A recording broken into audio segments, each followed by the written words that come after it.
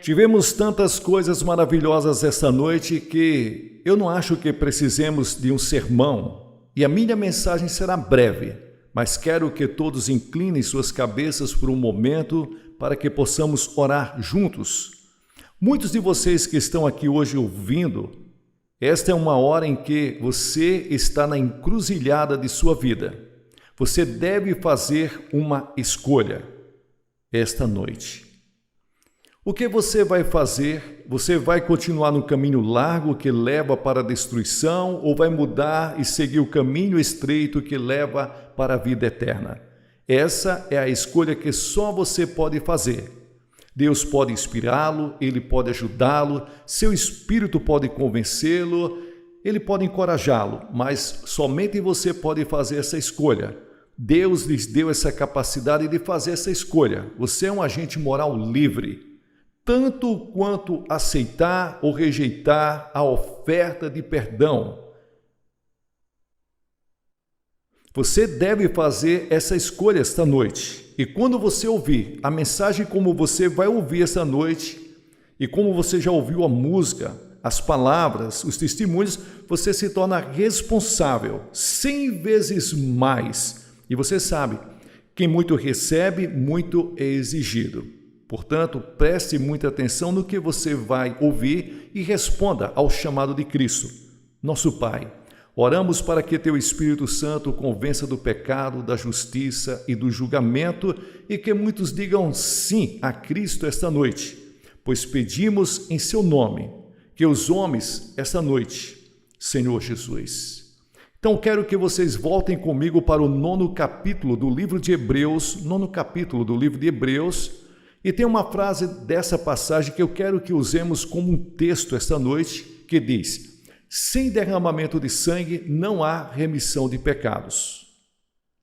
Sem derramamento de sangue não há perdão.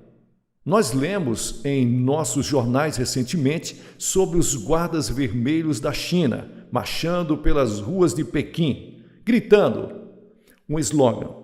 E era um slogan interessante. O slogan deles era: sem derramamento de sangue não pode haver revolução. Sem derramamento de sangue não pode haver revolução. O ex-presidente do corpo estudantil da UCLA, que agora é cristão, disse a um de meus associados recentemente que o sangue é o símbolo da Revolução Mundial. E disse que muitos nos campos universitários falam que o sangue se tornou o símbolo da revolução. E ele declarou que nunca teria se tornado cristão se não fosse por ter ouvido a mensagem: sem derramamento de sangue não há remissão de pecados. Então eu tenho certeza que todos nós lembramos disso, daquela noite trágica quando o senador Kennedy foi morto no hotel aqui em Los Angeles, e acho que todos nós nos lembramos de ver aquela poça de sangue na televisão, no chão, ou quando o presidente Kennedy foi morto em Dallas e a senhora Kennedy voltou a Washington e ainda havia sangue em seu vestido. Ou o sangue de Martin Luther King quando ele estava deitado na varanda daquele hotel em Memphis, Tennessee. Sangue é muito interessante que quase todas as religiões do mundo usam o sangue como um símbolo, ou usam o sangue para fazer expiação aos seus deuses ou ao Deus que eles servem. Lembro-me quando estava na faculdade que eu fiz um trabalho de faculdade em antropologia e fiz a minha tese sobre o sangue. Sangue em outras religiões. E você dificilmente encontrará uma religião em qualquer lugar do mundo que não usa o sacrifício do sangue. Por exemplo, os índios astecas da América do Sul, no Peru, matavam 20.000 pessoas todos os anos em seus altares para fazer expiação aos seus deuses. De onde eles tiraram essa ideia? Muitos deles Faziam isso tentando aplacar a ira dos seus deuses. Li em um jornal essa semana que estão oferecendo sacrifícios ao vulcão Steve em Moscou há algum tempo e perguntei ao meu guia por que a estrela vermelha, o que significa a estrela vermelha com 5 pontas. Ele disse, não sabe? Eu disse, não. Ele disse, a estrela vermelha representa os 5 continentes do mundo. E o vermelho representa o sangue que deve ser derramado antes que todos os continentes do mundo se tornem socialistas. Em nossos jornais, que todos os dias lemos, nós vemos sangue sendo derramado no Vietnã. E aqui mesmo, em Orange County, lemos sobre dezenas de pessoas todos os anos que são mortas nas rodovias. Sangue é derramado. O crime que é tido, sangue é derramado. Um dos romances mais populares nos últimos anos foi editado, o livro de Al Capone, A Sangue Frio. Há algo que evitamos e ainda algo que nós estamos sendo fascinados sobre o sangue. E quando você pega a Bíblia, muitas pessoas ficam surpresas que há sangue de Gênesis a Apocalipse. Por quê? Há tanto sangue na Bíblia? Eu costumava me fazer essa pergunta, na verdade, em um período da minha vida. Era uma pedra de tropeço para mim. Por quê? Havia tanto sangue, porque os judeus ofereciam em seus altares milhares de sacrifícios todos os anos, aparentemente para apaziguar um Deus irado. Por que damos tanto valor ao sangue de Jesus Cristo em todo o Novo Testamento? Você está consciente do sangue de Jesus Cristo e toda vez que você pega o pão e o vinho e está ali no serviço da comunhão em sua igreja, você é lembrado do corpo que foi partido e do sangue que foi derramado. E aquele que você usa em seu serviço de comunhão é um símbolo do sangue que foi derramado na cruz do Calvário, onde Jesus morreu. E de onde vem essa ideia? Quando você se volta para Levítico, capítulo 17, no versículo 11, diz, porque a vida da carne está no sangue, e eu dei a vocês sobre o altar para fazer expiação por suas almas, porque é o sangue que faz expiação pelas almas. Em outras palavras, a Bíblia diz que você precisa de expiação, você precisa de perdão, você precisa se reconciliar com Deus e só há uma maneira de fazer isso, é através do sangue. Bem, a pergunta vem a mim esta noite, por que o sangue? Porque se Deus não usa outra coisa, porque Deus exige sangue. Você sabe, a ciência ainda não descobriu o que realmente é a vida. Há algumas pessoas que têm uma ideia de que nos próximos anos a ciência pode ser capaz de fazer um ser humano, mas eles estão errados. Eles podem ser capazes de fazer um corpo e um cérebro, mas nunca serão capazes de fazer um espírito ou uma alma. E é isso que distingue o homem de um animal. O homem tem um espírito feito para a imagem de Deus. Vivemos em um corpo temporário, mas nosso espírito, nossa alma, sua eternidade feita para a imagem de Deus. Agora, nosso sangue circula a cada 23 segundos para que cada célula do corpo seja constantemente suprida e limpa ao mesmo tempo o sangue, carregando todo o lixo e jogando fora, sem contaminação. É a substância mais misteriosa do corpo e é composta da vida do corpo, e cada um de nós aqui, essa noite, preto, branco, vermelho, amarelo, rico, pobre, somos todos parentes, somos todos irmãos de sangue. Tentem entender isso. Deus fez de um só sangue todas as nações de homens. Todos nós estamos diante de Deus, podemos ter face diferente, mas todos nós temos a mesma origem. Viemos de Adão, todos nós temos o mesmo sangue, a mesma relação de sangue. Melvin é meu irmão, está aqui essa noite, mas todos vocês são meus irmãos e irmãs pela criação e em um sentido especial. Se você conhece Cristo, nós somos irmãos e irmãs, membros de um só corpo, de um grupo especial chamado na Bíblia de o corpo de Cristo. Mas é o sangue de Adão que corre em minhas veias. E se você é judeu, negro, branco, ou gentil, pagão, um culto, é o sangue de Adão, porque esses são os problemas, porque você vê o sangue, carrega a sentença de morte. A corrente sanguínea foi contaminada por uma doença chamada pecado. E a Escritura diz em Romanos: portanto, como por um homem o pecado entrou no mundo e a morte pelo pecado, e assim a morte passou a todos os homens para que todos venham a pecar, todos pecaram. E Deus disse: Adão, no dia em que você se rebelar contra mim, no dia que você pecar, comer dessa fruta, eu digo que você não deve comer, mas se você comer, se rebelar, você morrerá. O homem deliberadamente quebrou a lei de Deus e, portanto, recebeu a sentença de morte que caiu sobre ele. Não apenas a morte física, mas a morte eterna, separação de Deus, julgamento, inferno, separado de Deus. E separado da vida de Deus por causa do pecado.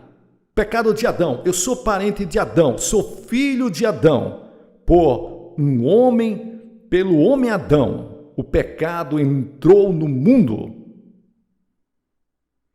E quando Adão caiu em desgraça com Deus, eu caí. Quando Adão recebeu a sentença de morte, eu recebi a sentença de morte. E hoje a sentença de morte pesa sobre todos os nossos irmãos e irmãs pelo mundo inteiro. Por isso que tem cemitérios testificando o que foi designado ao homem uma vez morrer. Mas esta é apenas a morte.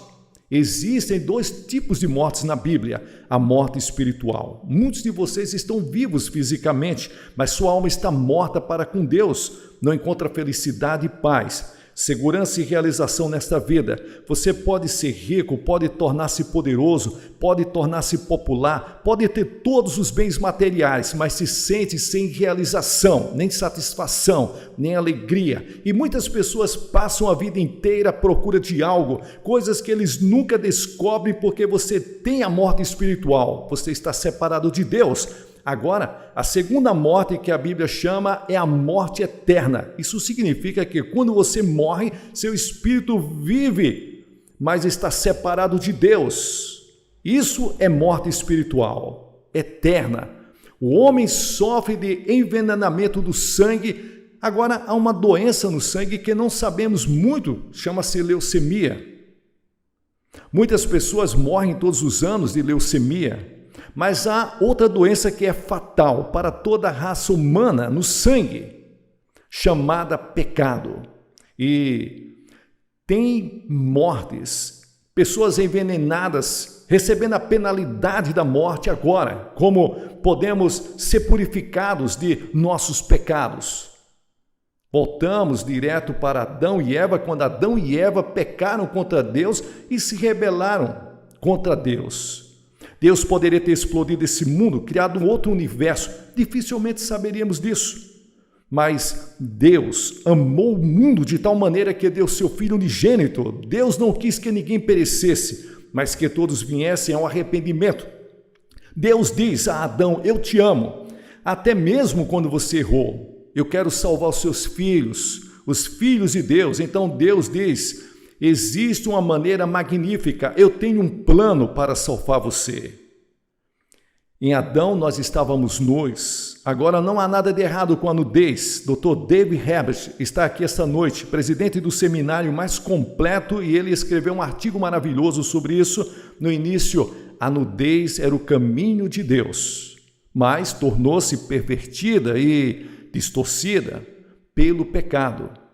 E os homens se sentiram envergonhados porque muitos tinham consciência de que ele não era mais inocente. E os homens se esconderam de Deus e tentou semear folhas de figueira e se cobrir, mas eles não conseguiram, Muitos de vocês hoje à noite estão aqui tentando se cobrir com folhas de figueiras. E isso representa a sua religiosidade. Pode ser uma vida razoavelmente bem, suas próprias justiças, participando de igreja, tendo sido batizada, outras coisas e formalidades. Mas você pode passar por Deus de alguma forma, você pode chegar ao céu, você está costurando as folhas de figueira, tentando desenvolver sua própria salvação. A Bíblia diz, por mim sois salvos pela fé. Isso não vem de vós, é um dom de Deus, não das obras para que ninguém se glorie. Você não pode salvar a si mesmo, não pode trabalhar do jeito que você quer, você não pode comprar salvação com todo o dinheiro. Deus fez a Bíblia, a palavra de Deus, que diz que Deus saiu para o campo e matou alguns animais e fez peles para eles, derramou sangue, e ele estava ensinando ao homem daquele momento em diante que nenhum perdão de pecado pode acontecer fora do derramamento de sangue. Vamos olhar para Caim e Abel. Eles foram os dois primeiros filhos de Adão e Eva, e Deus disse que queria que eles viessem adorá-lo, e Abel trouxe um sacrifício de sangue. Caim trouxe um sacrifício de vegetais. Ele disse, eu vou trazer o melhor sacrifício que Deus já teve. Ele trouxe um sacrifício de vegetais. E é muito interessante, Deus rejeitou Caim e aceitou Abel. Por quê? Abel veio pelo caminho do sangue. E você pode ir de capítulo em capítulo ao longo da Bíblia e você encontrará a mesma história. Quando Noé saiu da arca, a Bíblia diz que Noé construiu um altar ao Senhor e tomou de todos os animais limpos e de todas as aves limpas e ofereceu em holocausto ao Senhor. Lembre-se da história de Abraão e Isaque.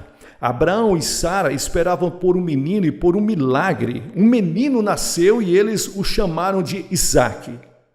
E quando ele era apenas um menino, Deus disse a Abraão, eu quero que você vá oferecer Isaque como sacrifício no altar.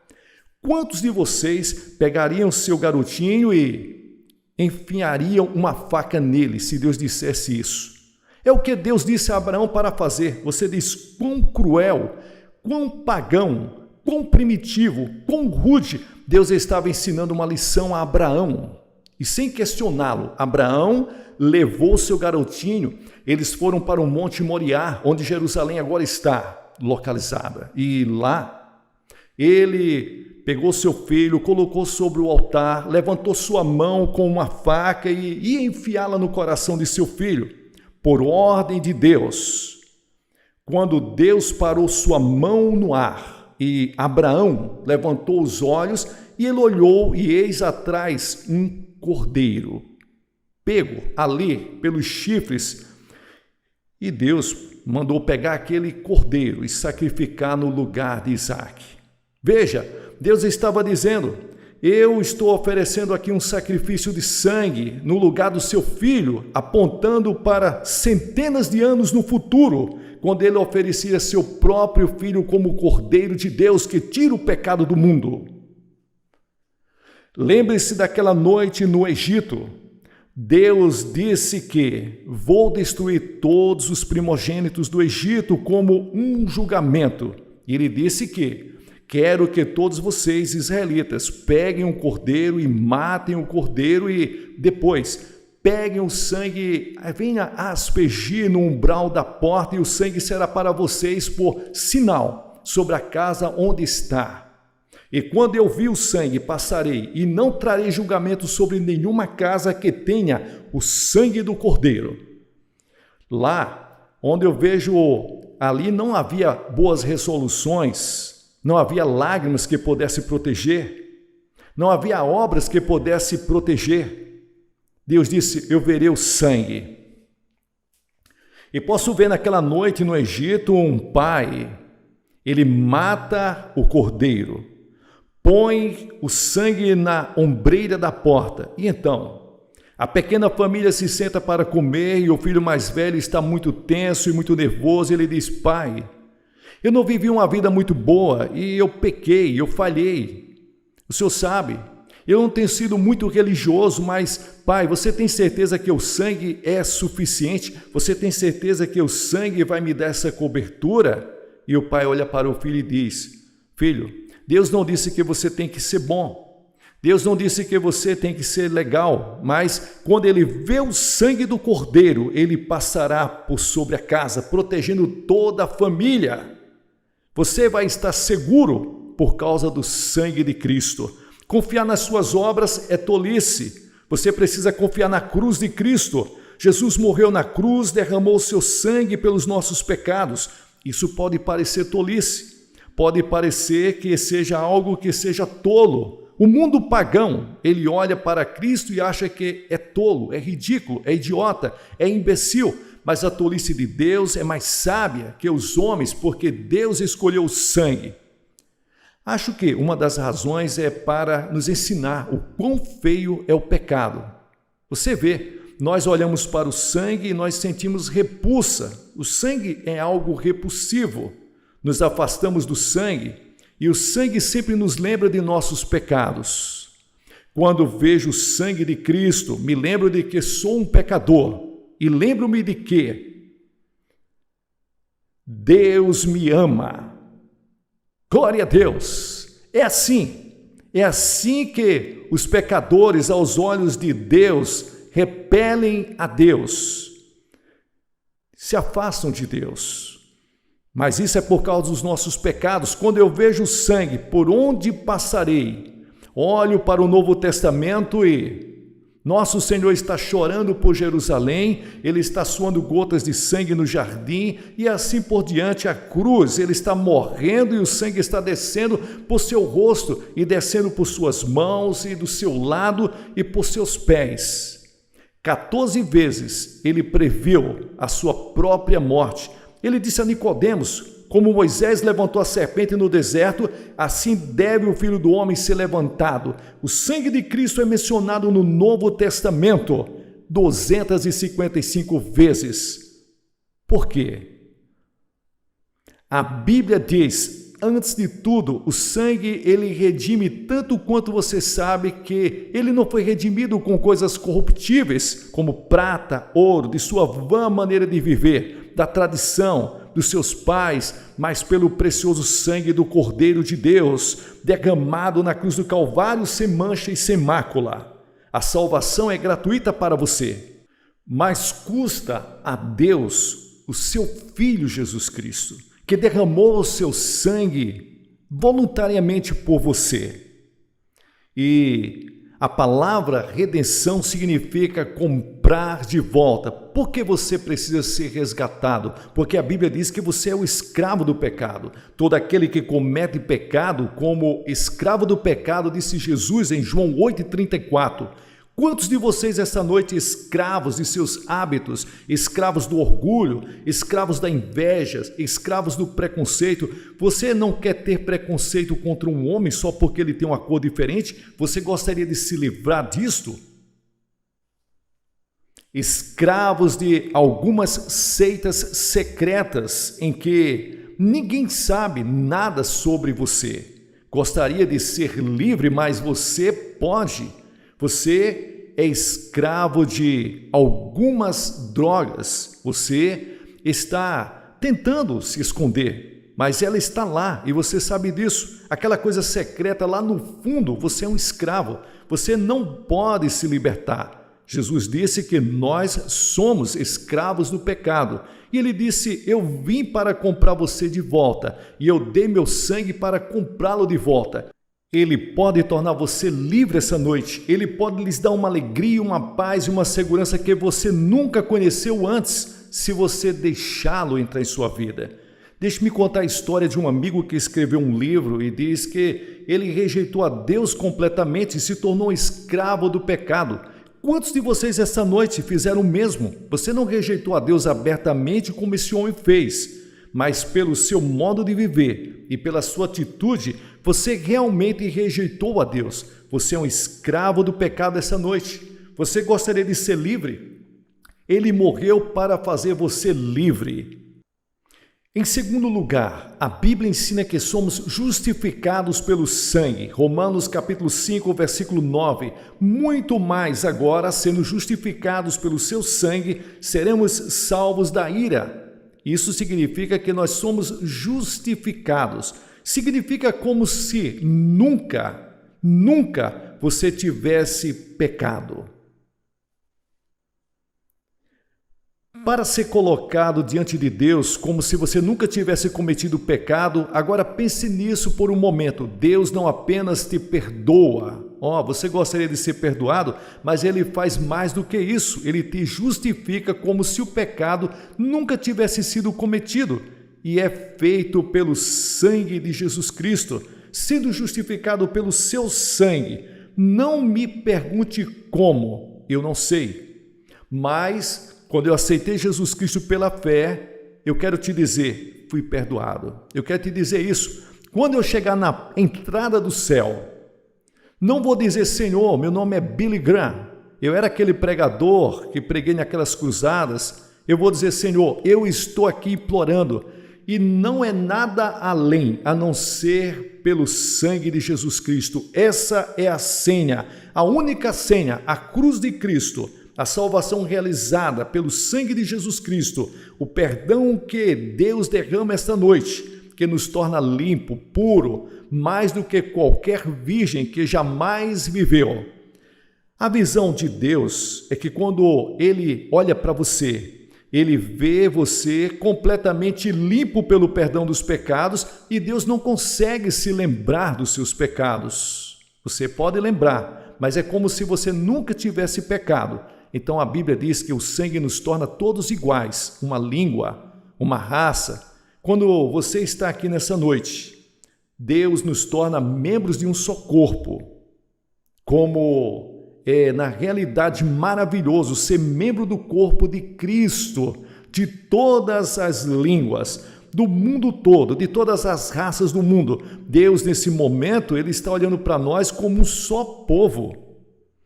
E Ele está lá. Aos milhares, pessoas estão em todos os lugares, mas Deus está olhando como um só povo.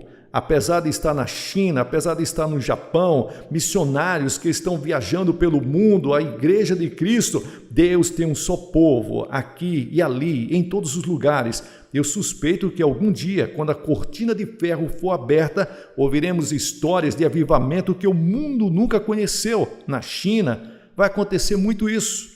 Na Europa Ocidental, esta noite Deus está trabalhando onde membros do mesmo corpo. E quando eu encontrei cristãos no verão passado, eu conheci cristãos de todos os países da Europa Ocidental. Eu os conheci na Rússia, eu os conheci na Tchecoslováquia, na Bulgária, na Romênia, na Hungria. E em todos esses países eu conheci cristãos. Não estive na Albânia. E eu era o irmão deles no momento em que eu os conheci. Nós paramos ali, me deram um tapinha nas costas, nós choramos, foi emocionante nos ver ali. Quando falei com 1000 líderes na Europa Ocidental no verão passado, eles choraram o tempo todo. Eu contei histórias de membros do avivamento do mesmo corpo. Eu não sabia falar a língua deles, mas eu era um membro do mesmo corpo, estávamos unidos, nós éramos irmãos pelo sangue de Jesus. Há uma aliança de sangue ao redor desta terra que nenhum poder político pode quebrar. É um reino maior que a América, maior que a Rússia, maior que a China. É o reino de Deus. E somos membros pelo sangue de Jesus. E o sangue de Cristo traz a paz. Colossenses capítulo 1, versículo 20, diz: tendo feito a paz pelo seu sangue, pelo sangue da cruz, estamos vivendo em um mundo em guerra e a sombra de uma terceira guerra mundial paira sobre o mundo inteiro. Mas o tipo de guerra de que estamos falando aqui é a guerra que está acontecendo entre Deus e o pecado. Deus faz as pazes através do sangue da cruz. Ele faz as pazes entre você e Deus. Não seria maravilhoso ir para a cama esta noite e saber que todos os seus pecados foram perdoados, que você está justificado aos olhos de Deus e você ter paz em seu coração? E a Bíblia diz que o sangue purifica Revelação capítulo 1, versículo 5. Aquele que nos amou e nos lavou dos nossos pecados em seu próprio sangue. A Bíblia diz que o sangue de Cristo reconcilia-nos. Temos bancos de sangue em várias partes do mundo. E eu me lembro de alguns anos atrás, quando eu fui operado e quase sangrei até a morte. Eles me deram transfusões e fiquei feliz por aqueles bancos de sangue. Hoje à noite há um banco de sangue ao qual podemos recorrer pela fé, que removerá nossa culpa e nossos pecados. Você sabe que existem transplantes de coração. São os médicos que estão fazendo isso no nosso tempo, e 2 fatores determinam o sucesso da operação. Ali, primeiro, tem que haver um doador. Temos um doador eterno, uma pessoa celestial, Jesus Cristo, que morreu por nós e deu seu sangue e deu seu coração para você. A segunda coisa que o paciente pode é aceitar ou rejeitar o coração que ele recebe. Esse é o grande problema que eles estão encontrando agora, é a rejeição. Essa noite Deus te dá o poder de aceitar ou rejeitar. Tenho certeza que quando o coração é transplantado, já que o paciente não entende toda a química científica envolvida em todo o processo que vai ser feito, talvez o médico também não entenda tudo, e neste caso, eu sei que não entendo tudo, em nenhum lugar da Bíblia diz para que nós venhamos a entender tudo. Você só tem que entender o que a Bíblia diz, que você vem por uma fé simples, infantil. Essa é a razão pela qual Jesus disse que você tem que vir como uma criança. Ele disse que você tem que vir para ser convertido como uma criancinha. Não venha assim tentando ser intelectual, descobrir logicamente passo a passo. Você tropeçará, porque Deus não permitiu que venhamos a conhecê-lo somente pela sabedoria.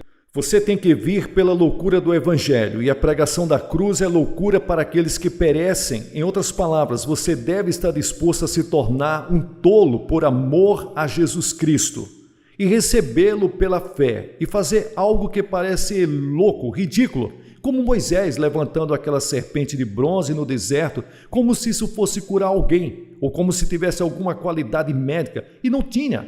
Mas Deus queria que fosse um símbolo de fé. Você vê, Deus quer que você venha a Ele pela fé, que você o agrade pela fé.